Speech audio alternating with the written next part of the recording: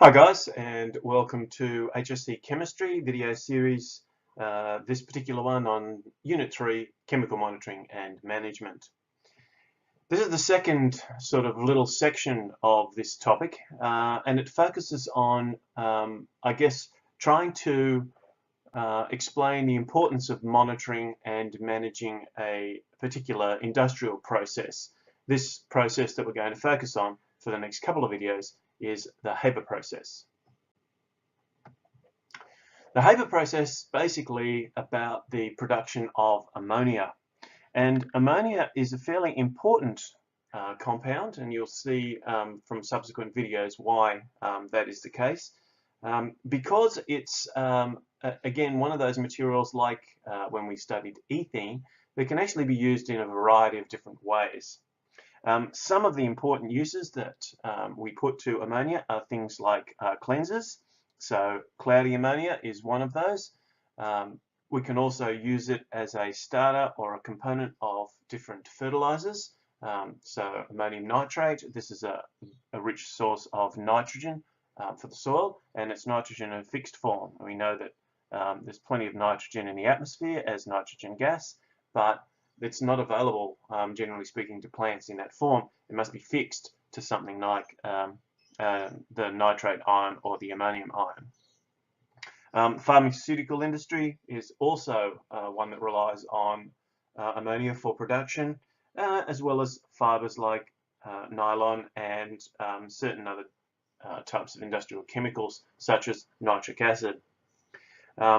Most importantly, and I guess contextually in terms of one of the reasons why this process was developed, was that ammonia is also a useful starting material for the production of certain types of explosives.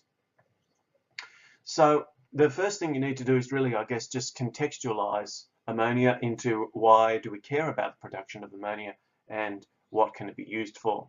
So you can see ammonia has a very broad range of uses, and this is why being able to produce ammonia is a very important thing.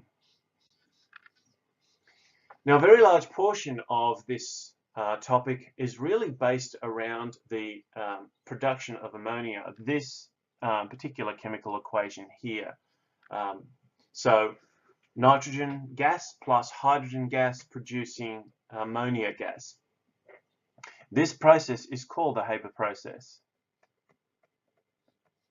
And it was discovered by Fritz Haber very early in the last century.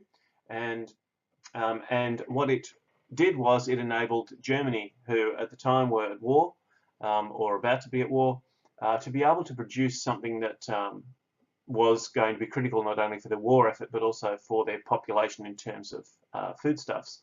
And that's one of the reasons why I guess we're looking at this particular process in a little bit more detail. But the other reason that we're looking at it is for this reason right here. And that is that the Haber process is an equilibrium. It's not a reaction that goes to completion. And because it establishes an equilibrium, there are certain things that we can do in analyzing this equation in order to not only just help us understand the processes generally that relate to equilibrium, but specifically how they relate to the Haber process. The other thing that we know is that when nitrogen gas is combined with hydrogen gas to form ammonia, the reaction produces 46 kilojoules of energy per mole of ammonia formed. Okay, so what that means is that firstly, our reaction is exothermic, and exothermic means it's going to have a negative delta H value. But in addition to that, when we write the equation like this, you'll notice that the mole ratios here are 1 to 3 to 2, and those are going to be very important ratios later on, particularly when we look at the effect of pressure on this equilibrium.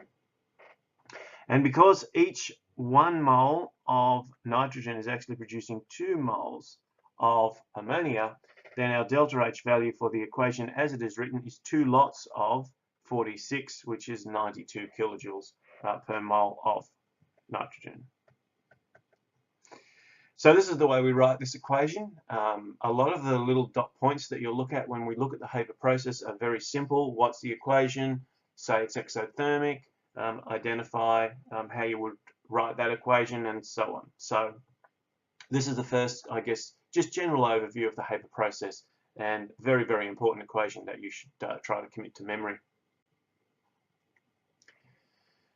Of course, once we start looking at an equilibrium, then we need to start recognizing what's going on.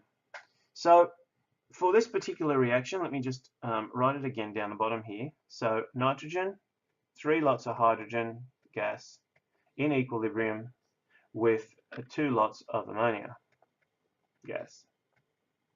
And we have a delta H value, which is negative. What that means is that energy is produced. Energy is a product in this reaction. Okay, it's given out and it's transferred into the surroundings, which is why exothermic reactions feel hot. So what then could be a consequence of changing the temperature or of increasing the temperature? Well, there's a couple of important things that we need to be aware of. And that is that, first of all, high temperature always increases the kinetic energy of the reactant molecules. And because kinetic energy is equal to half mv squared, then the extra kinetic energy results in higher velocity, so particles moving faster.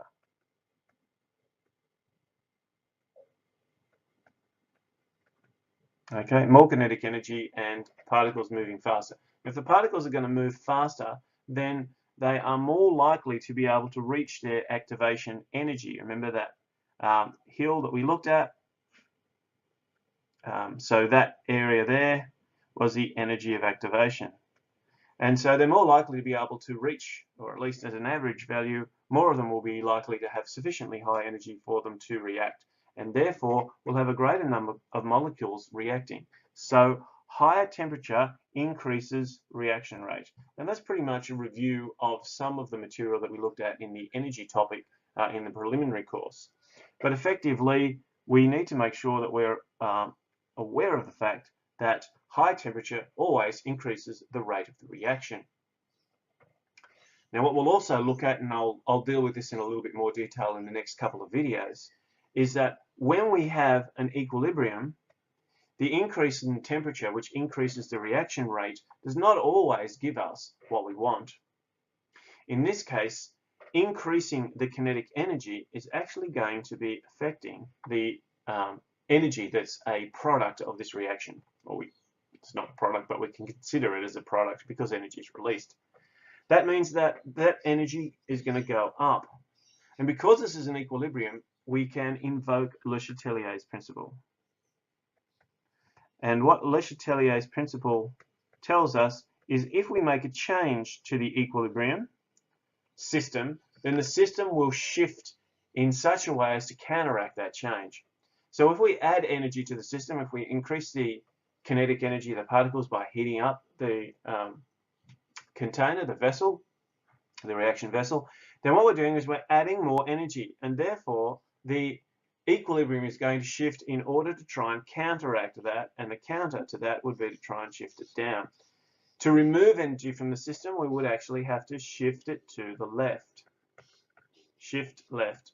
And the problem, of course, with this is we're actually going to decrease our yield. The yield of ammonia is going to decrease.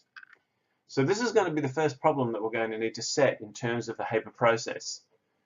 Higher temperatures lead to higher reaction rates, a higher number of particles reaching the energy of activation they need in order for them to react. But at the same time, that increase in temperature is also going to favour the reverse reaction and reduce the yields. So we need to think of some ways that we can overcome that problem.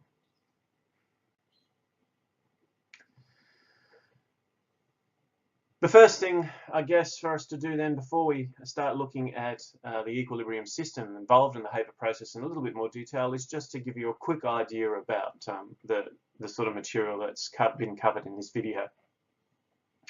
In 2006, it was a two-part question, and I'll actually give you the second part to this in a later video. But the first part's fairly straightforward, and it's really, I guess, just a short summary of what I've talked about in this video. So the question from 2006 was, early in the 20th century, Fritz Haber developed a method for preparing ammonia. Write a balanced chemical equation for the preparation of ammonia using the Haber process. Now this is the question, and you only get 1 mark for it, but in order to get your 1 mark, you want to make sure these are nice, easy, simple, bankable marks. You just pop them in, and you know they're going to be right, and you can move on.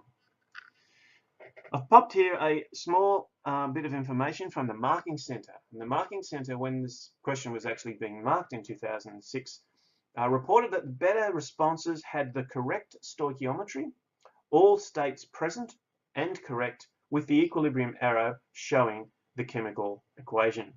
So if we want to get our full mark, we better make sure that we do all of that.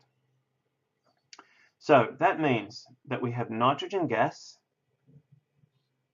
and we have 1 mole of that, and we have 3 moles of hydrogen gas, and that's going to produce, in equilibrium, make sure we use the equilibrium arrow, 2 moles of ammonia gas. And the delta H value for this reaction, as it's written, is minus 92 kilojoules per mole. Now, do we have the correct stoichiometry? Yes, we do. Do we have all states present? Yes, we do. Are they correct? Well, yes, they're all gases in this case. Do we have the equilibrium arrow? Yes, we have the equilibrium arrow right here, included in our chemical equation. So this is the way we make sure that we get ourselves our full mark. Notice that it doesn't ask us about whether or not we have included the delta H value. And as far as a chemical equation is concerned, it may not be necessary for us to include that. I think your biggest consideration is always going to be time. If you have enough time, add a little bit of extra detail to your answer if it's correct and if it's going to potentially enhance what you do, as long as it's not going to detract. Thanks for watching.